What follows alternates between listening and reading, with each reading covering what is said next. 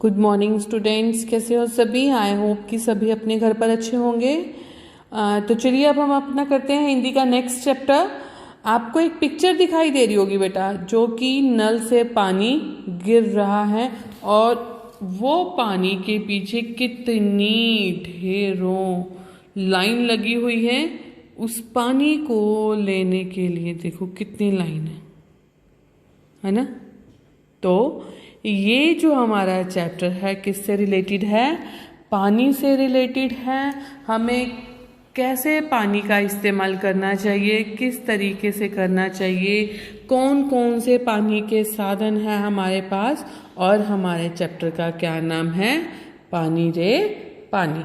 तो चलिए आइए अब हम करते हैं हमारा नेक्स्ट चैप्टर, पानी रे पानी, चैप्टर नंबर 16। हाँ जी, तो अब हम पढ़ते हैं हमारा चैप्टर पानी रे पानी। कहाँ से आता है हमारा पानी और फिर कहाँ चला जाता है हमारा पानी?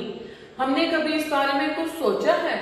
सोचा तो नहीं होगा शायद, इस बारे में पढ़ा जरूर है। भूगोल की किताब पढ़ते समय जल चक्र कैसी बातें हमें बताई जाती हैं, एक सुंदर सा चित्र भी होता है। कैसे कि पहले बारिश आती है, बारिश से पानी यहाँ पे इकट्ठा होता है, फिर ये सूर्य की रोशनी से, सूर्य की गर्मी से ये पानी फिर से दोबारा ऊपर बादलों में पहुंच जाता है। तो ये क्या है? हमारा जल चक्र है।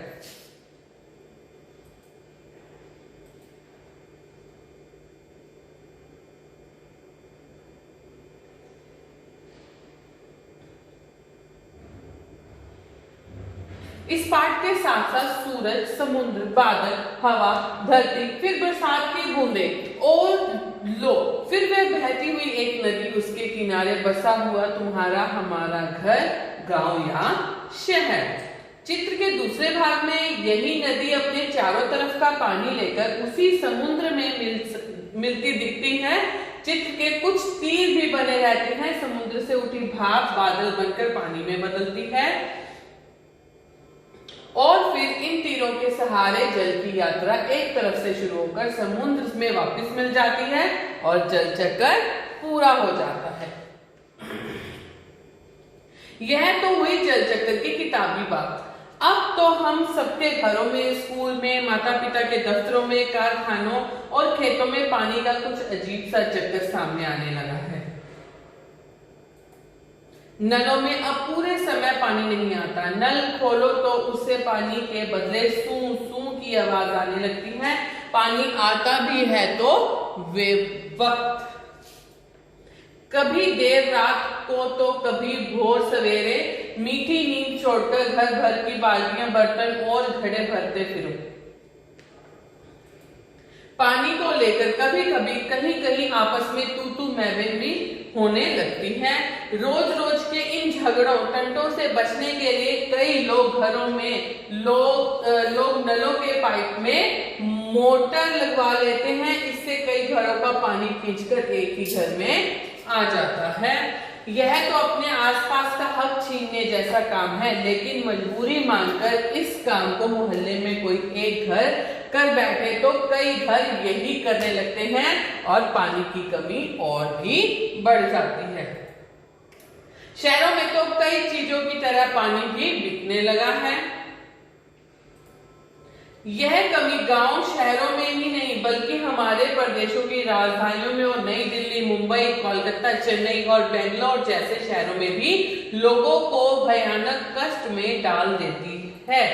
देश के कई हिस्सों में तो अकाल जैसी हालत बन जाती है। यह तो हुई गर्मी के मौसम की बात, लेकिन बरसात के मौसम में क्या होता है? लोग सब तरफ पानी बहने लगता है। तो हमारे तुम्हारे घर, स्कूल, सड़कों, रेल की पटरियों पर पानी भर जाता है। देश के कई भाग बाढ़ में डूब जाते हैं। यह बाढ़ ना गांवों को छोड़ती और ना ही मुंबई जैसे बड़े शहरों को। कुछ दिनों के लिए सब कुछ थम जाता है, सब कुछ बह जाता है। ये हालात हमें बताते हैं कि पानी का बेहद कम हो जाना और पानी का बेहद ज्यादा हो जाना यानी अकाल और बाढ़ एक ही सिक्के के दो पहलू हैं। चलो थोड़ी देर के लिए हम पानी के इस चक्र को भूल जाते हैं और याद करते हैं अपनी गुल्लक को। जब भी हमें कोई पैसा देता हम खुश होकर दौड़कर उसे झट से अपनी गुल्लक में डाल देते हैं। देखा कैसे डाला हमने अपनी गुल्लक में पैसे? 1 रुपया, 2 रुपया, 5 रुपया, कभी सिक्के तो कभी छोटे बड़े नोट, सब इसमें धीरे धीरे जमा हो जाते हैं। फिर जब कभी हमें कुछ पैसों की जरूरत पड़ती है तो हम इस गुल्लक को बचत का उपयोग करके कर लेते हैं। हमारी यह धरती भी इसी तरह की खूब बड़ी गुल्लक है। मिट्टी की बनी इस विशाल गुल्लक में प्रकृति वर्षा के मौसम में खूब पानी बरसाती है, तो हमें अपनी धरती को एक गुल्लक के समान ही समझना चाहिए ताकि उसमें पानी समा जाए। तब रुपयों में भी कई गुना कीमती इस वर्षा को हम इस बड़ी गुल्लक में जमा कर लेना चाहिए। हमारे गांव में, शहर में जो छोटे बड़े तालाब, झील आदि हैं, वे धरती की गुल्लक में पानी भरने का काम करते हैं। इनमें जमा पानी जमीन की नीचे छिपे जल के भंडार में धीरे धीरे रिसकर छन जाकर मिलता है। इससे हमारा भूजल भंडार समृद्ध होता जाता है। पानी का यह खजाना हमें दिखता नहीं, लेकिन इसी खजाने से हम बरसात का मौसम बीत जाने के बाद पूरे साल भर अपने उपयोग के लिए, खेतों के लिए, घरों के लिए और पाठशाला में पानी निकाल सकते हैं। लेकिन एक दौर ऐसा आया जब हम लोग इस छिपे खजाने का महत्व भूल गए और जमीन के लालच में हमने अपने तालाबों को कचरे से पाट कर दिया, भरकर समतल बना दिया। तालाबों को भर दिया, उसमें कचरा डाल दिया और उसे समतल मैदान बना दिया। जो हमारे यूज में आने वाली चीज थी उसको हमने खत्म कर दिया। देखते ही देखते इन पर तो कई मकान, कहीं बाजार, स्टेडियम और सिनेमा आदि खड़े हो गए।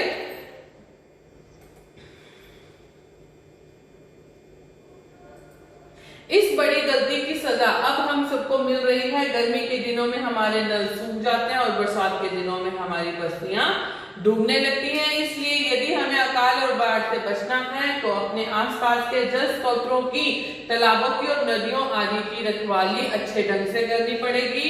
जल चक्र हम ठीक से समझें। जब बरसात हो तो उसे थामे अपना भूजल भंडार सुरक्षित रखें, अपनी गुल्लक भरते रहें, तभी हमें जरूरत के समय पानी की कोई कमी नहीं आएगी।